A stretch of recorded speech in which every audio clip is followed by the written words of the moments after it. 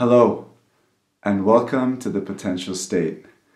My name is Dr. Assael Romanelli, and today we're in the second installment of the Crucible series and also the Ownership series. And today we're going to be talking about why you should hate the ones you love freely in order to love deeper. And before I go any further, I want to say that I do not endorse violence, abuse, physical, sexual, emotional, spiritual, financial abuse or violence. And now that I've said that, I want us to go and kind of explore why are most of us afraid of owning our shit, of owning our aggression towards the people that we love. There's an old song by the Mills Brothers, and it's called "You Always Hurt the One You Love." And I will come back to it at the end. And talks about you always hurt the ones you love, and why. Why is that happening, and why are we denying this natural reality? We'll start with the opposite of love is, no, it's not hate, it's apathy, right? So usually we're taught that the opposite of love is hate, and that we should prevent hate, and if you hate someone, that means you don't love him. Actually, if you don't love someone, you're apathetic to him. But hate and love go together. I'm referring you back to the marathon episode where I had this realization that I really hate my wife, therefore I really love her. But I want to talk about, most of us grew up in families, if you think about it, where it's not okay to hate. You're supposed to be nice and sweet and polite and altruistic and benevolent, especially if you're raised as a woman.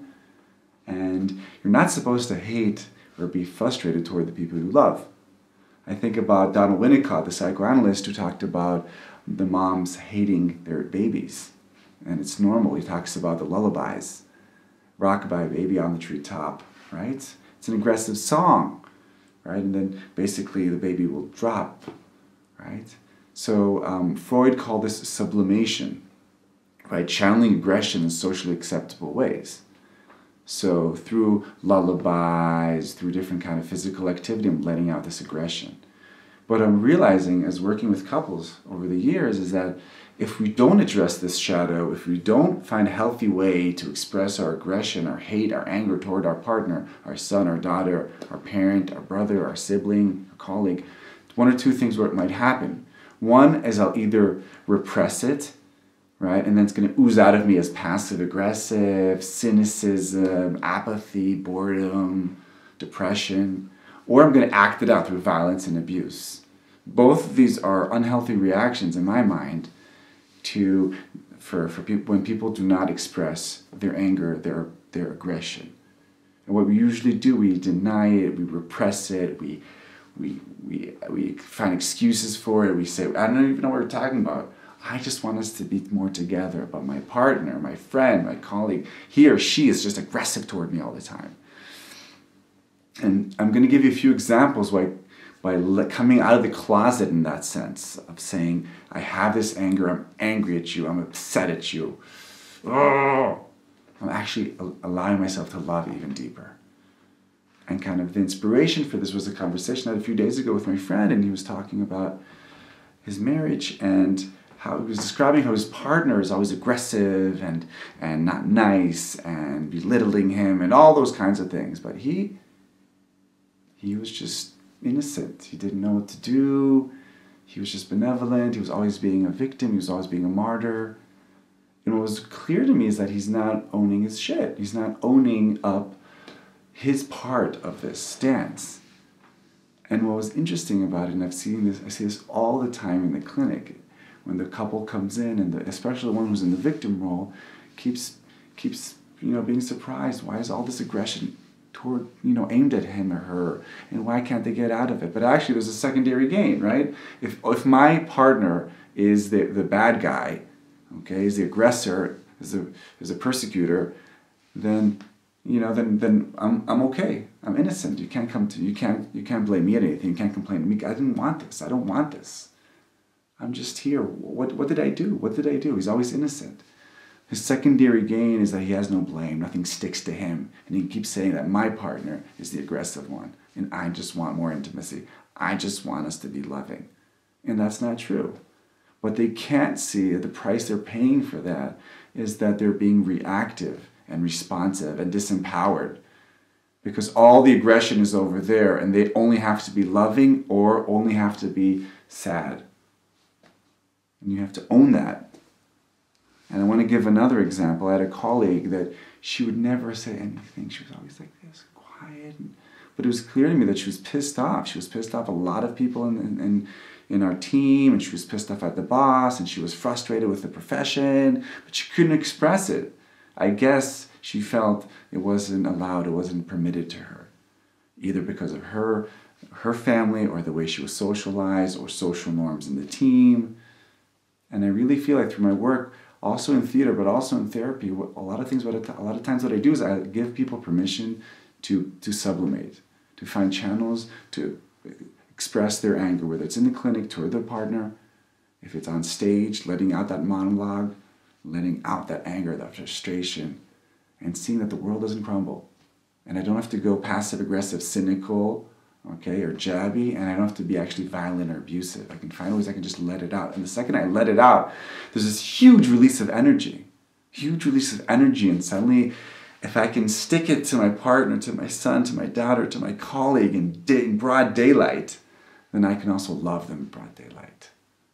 And what happens is a relationship where aggression is more socially acceptable within the relationship, then there's less mind reading, because when I'm sticking it to you, when I'm angry to you, I'm going to tell you, and you're going to feel it.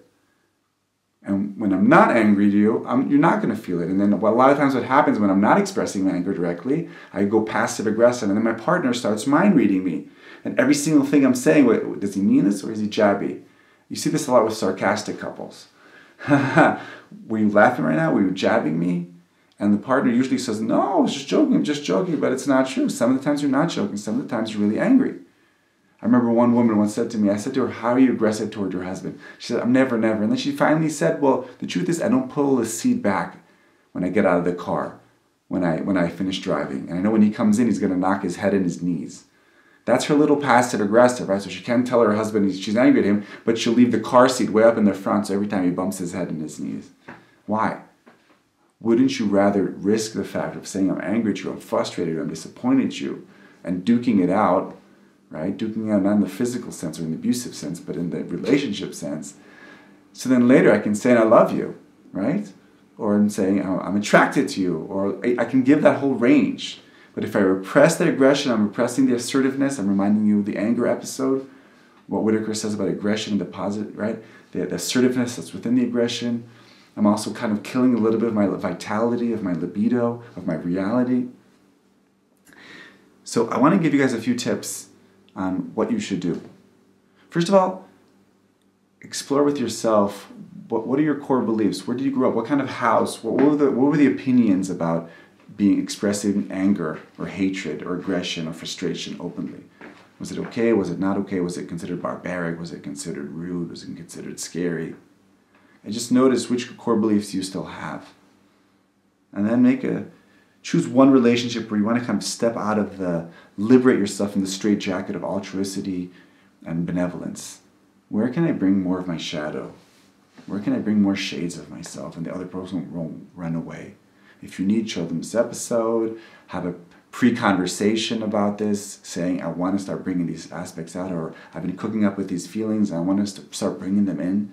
I want them to be part of our repertoire, because I'm reminding you, the more we call this self-states, the more self-states I can bring into a relationship, the wider the relationship becomes. And the more self-states I bring, which means the more self-states my partner, my son, my colleague, my friend can bring. If I'm only the loving, benevolent, either a savior or victim, all I'm going to be getting back is the victim, the helpless victim, or the aggressor. But the second I can bring the loving part of me, and also the aggressive part of me, and even the angry part of me, or even the vindictive, that's when I'm forcing my partner to bring more shades of his or her or him. And also, if I can own also the light and also the shadow, also the love and also the hate, that means I'm liberating my partner, my colleague, the other person on the other side, also bring those other parts of themselves. And it doesn't become this rigid one-sidedness, right? Where one is only aggressive and one is only benevolent, because it's never true. There's never a saint and a demon together. That's never the reality. So once you chose that one relationship, allow yourself to express those feelings. You might do it in the beginning like a little cute. You can say, I'm a little angry at you, you're a little sweet, but hopefully slowly you'll be able to say it. Say, I'm angry at you, I'm frustrated at you.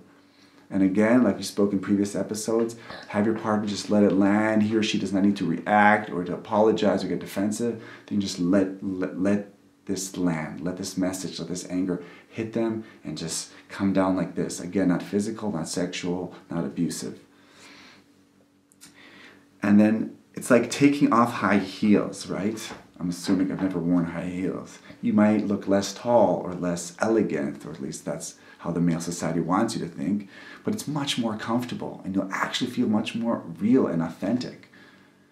It's like what we spoke about, letting other people see your shadows.